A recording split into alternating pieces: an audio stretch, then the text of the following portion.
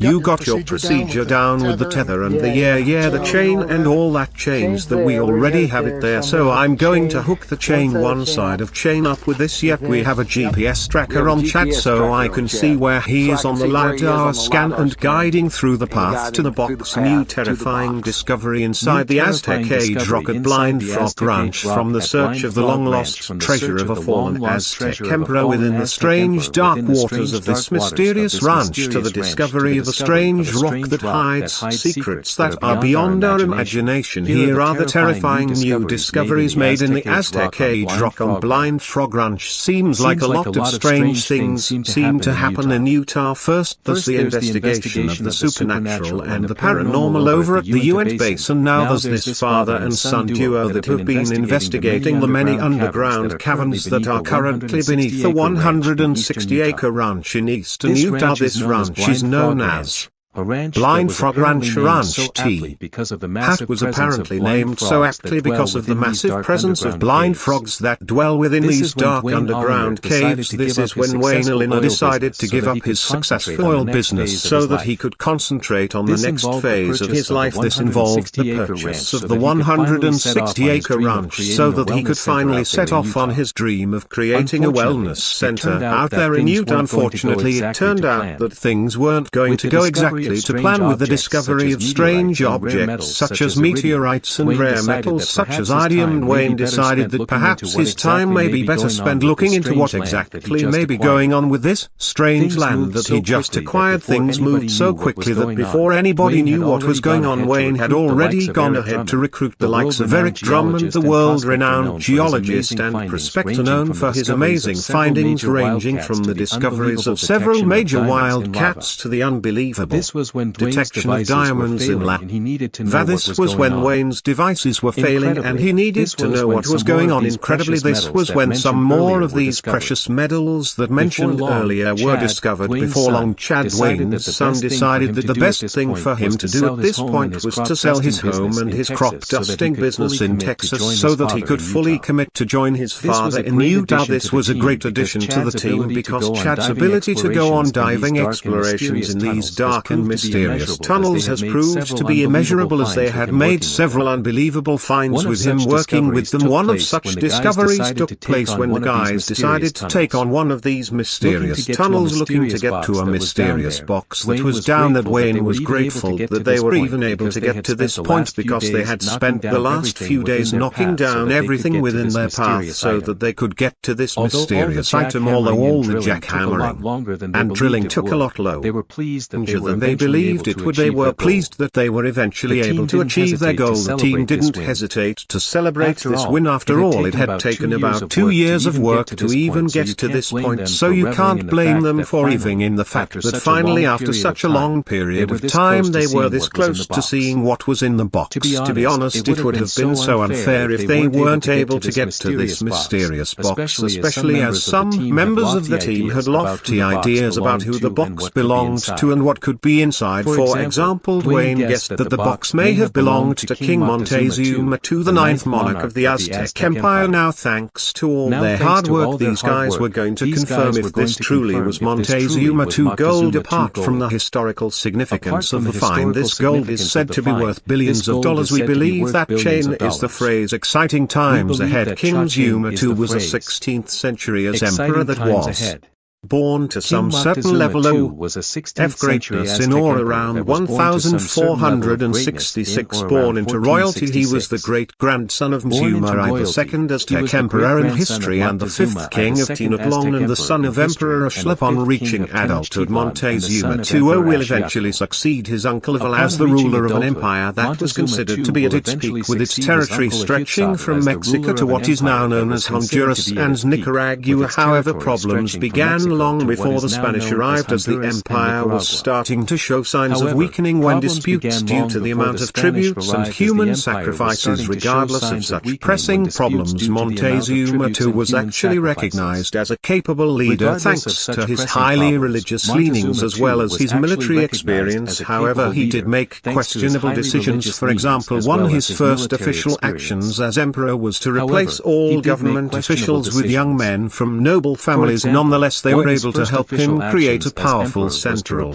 administration with a functioning tax system. This probably helped him expand his military campaigns, although it appears he was always unable to subjugate the people of places such as Tuscala. Despite certain failures, he was still able to build trade routes that sustained the empire along with other civilizations as they worked in tandem. This was probably why he was able to live an op lifestyle in Tenochtitlan, the capital city of his empire, always basking in luxury. He was even able to construct 2 royal houses and a magnificent palace just 2 years before the Spaniards arrived. Opulently designed, it is said that the palace had 20 access doors, 3 patios and a breathtaking fountain that brought water from Chapultepec, a gorgeous lake near the capital city. The palace was also almost larger than life, with over 100 rooms and 100 baths, not one to turn down a party. It is said that he was always hosting many feasts in which the attendants set to their fill thanks to the dozens of different types of food that were made.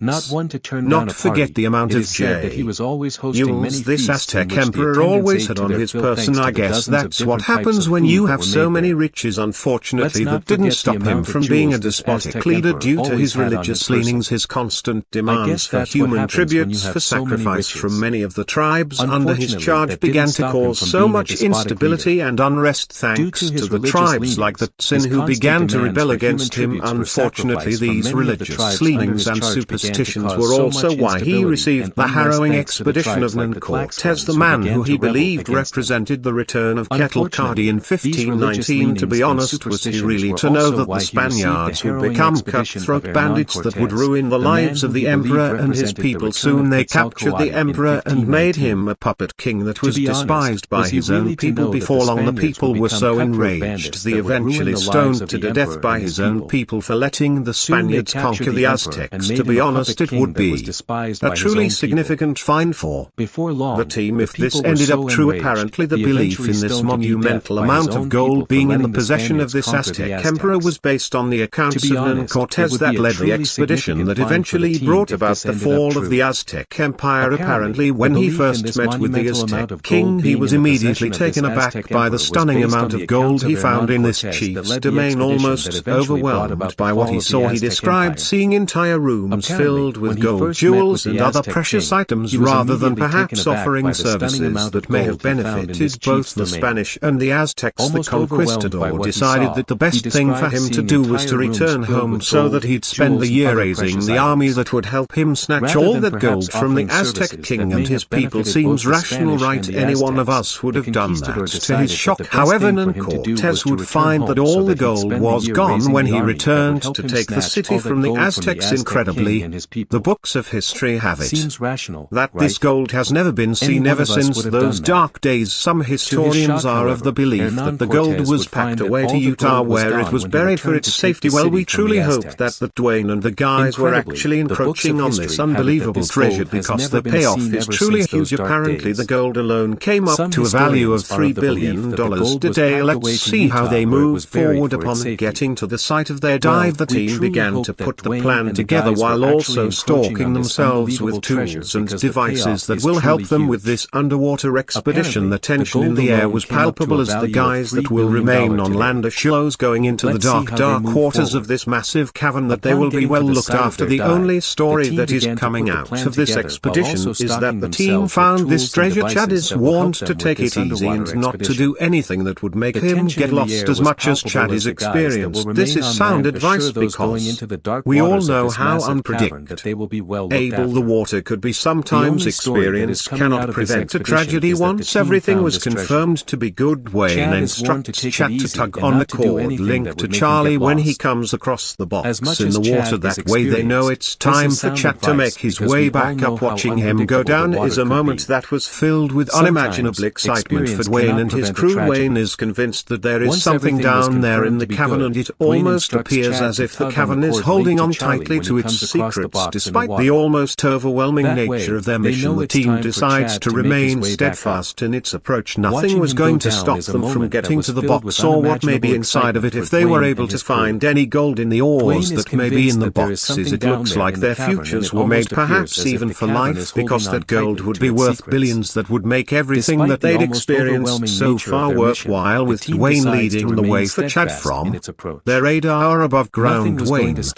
He was able to steadily direct his son towards the treasure that they've been waiting to get to for quite a while now. Keep going straight, keep going. Watch that wall. Duane was going to make sure that Chad made it all the way to their target before long. Chad found himself before the boxes and excited Duane told him to grab the thing. Acting quickly, Chad began to grab the box and the surrounding rocks, listening intently to his father, who told him not to make the mistake of tying the rocks to himself. That may stop him from coming up in time, and that's just too dangerous to allow. He need not worry, though. They were going to help him pull it up thanks to Charlie. All he had to do was tie the ropes around the items so that the guys could drag it up. Over the next few minutes, Chad made his ascent to the surface with the help of his father and the others eagerly waiting for him on the surface. Before long, Chad resurfaces, and under the steady guidance of Duane and the rest of the guys on there camp, Chad was able to emerge from the water without any harm. The display of such cohesion in the face of such a difficult task shows the leadership skills that possesses, as well as the younger liner's ability to follow instructions, which had the potential of leading his family to success. If only most fathers could relate to their kids like this. Once Chad was home, he was able to recap how he was delighted to get the items. It could have easily gone south, but now the team can take these samples back home so that they can determine if they were truly in the money. How great would that be? He took a step back as he watched his father use the machine to drag the potential treasure from the depths of the mysterious cavern. The team was excited when the packages finally emerged from the waters. These bags represented 2 years of hard labor and financial investment. Indeed, Duane was right when he said that their future was riding within the contents of the bag. Hopefully Duane will be delighted with the fruits of his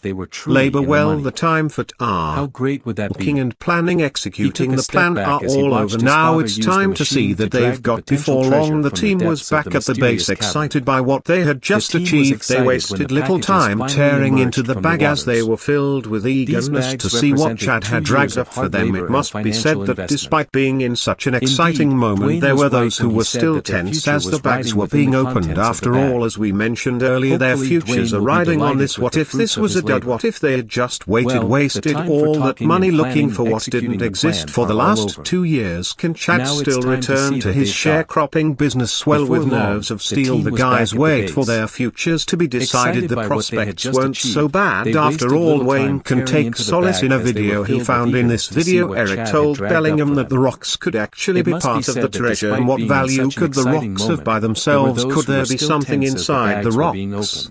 Maybe some gold, silver, something else entirely, maybe even some sort of diamond. What was clear was that at the point in time in which Duane and the rest of the guys first saw the rocks, they had no idea at all. All they could do was help that somehow Eric was right about the value of the rocks. Well, it looked like there was a good chance that Eric might just be right about the value of the rock. Then and heavy, it was clear that the rocks were filled with value, as the color of its body betrayed its mineralization. You see the reddish and yellow coloring of the smooth rock tells us that there was iron in the rock. This was good news for the guys, because that means that there were minerals within the rock. Indeed, so far so good. Looks like they've definitely made a score here. Now you may be wondering, why are these guys so excited about finding a rock filled with iron? How is that going to help them make $1 million?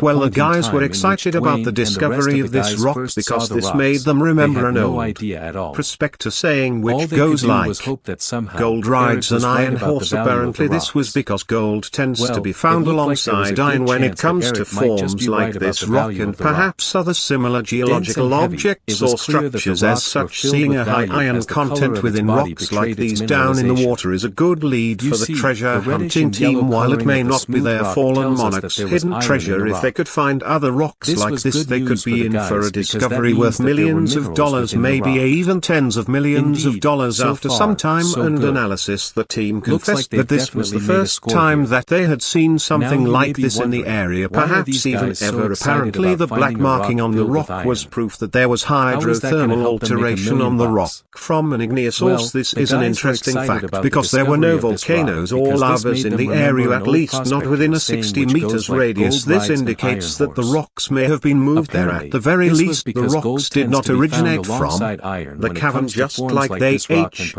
had suspected. Upon upon some deliberation the team began to wonder if indeed the rocks were truly put in the box then launched into the cold depths of the cavern by a human being much like themselves. It definitely didn't belong there. Naturally, that said, guys like Duane were somewhat skeptical because of the time and effort it would take to get such a big rock into the cavern from so far away. Why would anybody want to do that? As such, he came to the conclusion that these rocks must be gold or interesting. Whatever the rock's origins were, what was clear was that this was a promising find. Surely they must be about to make millions thanks to this discovery. If these rocks were truly yours, the next order of business was to break those bad boys open. That was the only way to actually see what was in the rock, as nobody had any other ideas. The guys got a hammer to see if they could get cracking. Excitement filled the air as the team was on the verge of finding out exactly what they had in there.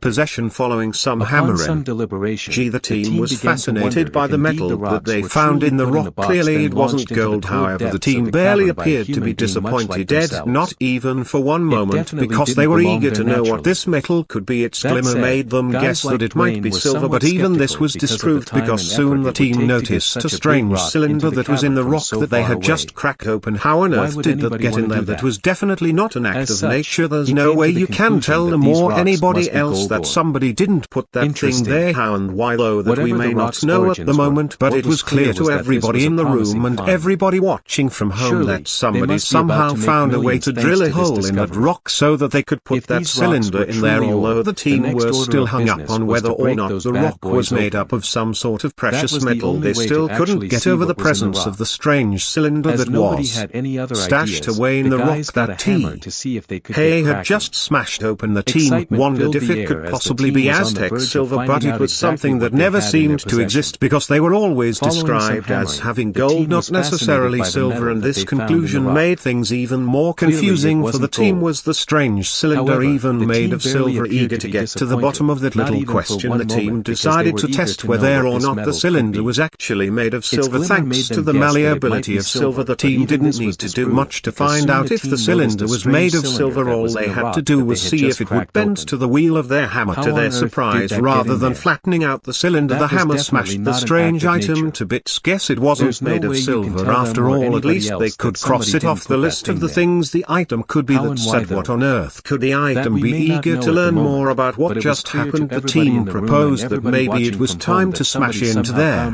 other rocks. Who knows what why would find within them? With that in mind, the team was still trying to get over the twist they had just experienced in the last few hours. Who have thought that a search for the lost treasure of a defeated former Mexican king would eventually end up in the discovery of strange rocks with strange items hidden inside them. That is why the mysteries of Blind Frog Ranch are so mystifying. Maybe one day we can learn the secrets behind these strange rocks and the mysterious items found hidden within them, from the search of the long-lost treasure of a fallen Aztec emperor within the strange dark waters of this mysterious ranch, to the discovery of a strange rock that hides secrets that are beyond our imagination. Here are the terrifying new discoveries.